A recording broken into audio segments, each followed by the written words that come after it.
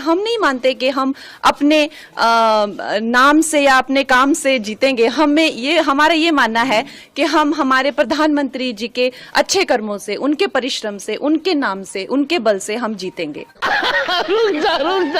तो दोस्तों, देखा पिछले कई सालों से दिन रात मोदी का गुणगान करने वाली और 2014 में आजाद होने वाली कंगना रनावत को बीजेपी से टिकट मिल गया, लेकिन फिर भी उनका कहना है कि हम अपने नाम से नहीं बल्कि मोदी जी के नाम से चुनाव जीतेंगे।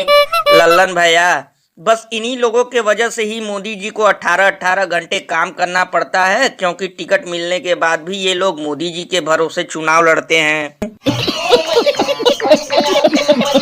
ताऊ, एक तो वैसे ही मोदी जी इलेक्ट्रोल बॉन्ड की वजह से टेंशन में है। कोई उन्हें चंदा चोर तो कोई उन्हें पाकिस्तान से चंदा खाने वाला कहकर मजाक उड़ा रहा है, और ऊपर से ये लोग भी मोदी जी के भरोसे बैठे हैं। क्योंकि लल्लन भैया, खुद के दम पर ये लोग एक फिल्म तक नहीं करवा पाते हिट, तो फिर कैसे जीत पाएंगे चुनाव में सीट।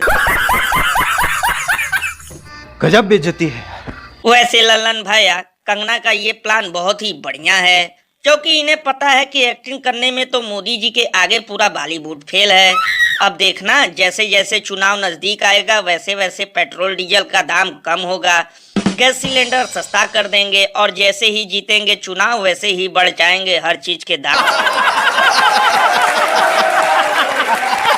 ये बिल्कुल सही कहा आपने। वैसे भैया, एक अंदर की बात बताऊं, जब भी कोई एक्टर राजनीति में उतरता है तो मुझे बहुत हंसी आती है, क्योंकि जैसे फिल्मों में लोगों को बेवकूफ बनाया जाता है, वही काम ये लोग असल जिंदगी में शुरू कर देते हैं। क्योंकि जब तक चुनाव नहीं होता तब तक घूमते हैं हर गली हर नाका, और चुनाव जीतते ही निकल लेते हैं फोड़ के पटाखा। और अभी तो रुको, क्लाइमैक्स अभी बाकी है। झूले नमस्कार और सलाम। आज मेरा 21वां दिन का अनशन खत्म हो रहा है, और आज एक महत्वपूर्ण दिन है। आज मेरे पहले चरण का अंत है, मगर ये अनशन अभी खत्म नहीं होगा। इस सज्जन को क्या तकलीफ है भाई? भैया, ये लद्दाख के सोनम वांगचू है, और ये 21 दिनों से कड़कड़ाती ठंड में भूख हड़ताल पर बैठे थे, क्योंकि इनकी मांग थी कि लद्दाख को पूर्ण राज्य का दर्जा मिले और लद्दाख को संविधान के 6ठे शेड्यूल में डाला जाए। लेह और कारगिल से 2 सांसद सदन में जाए, लेकिन मोदी सरकार इन पर जरा भी ध्यान नहीं दे रही। लल्लन भैया, इन लोगों पर ध्यान न देने की असली वजह सिर्फ यही होगी कि लद्दाख वाले नहीं होंगे मोदी के परिवार, वरना अब तक मिलने जरूर आते कैमरा लेकर 2-4।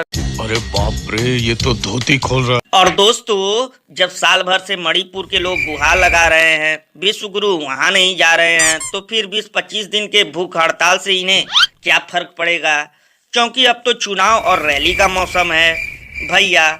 इसीलिए तो लोग घनघोर बेइज्जती करते हुए ये कहते हैं कि अगर ये लोग गर्म तवे पर बैठकर करें जन कल्याण की बात, तब भी ना करना भूलकर इन पर विश्वास।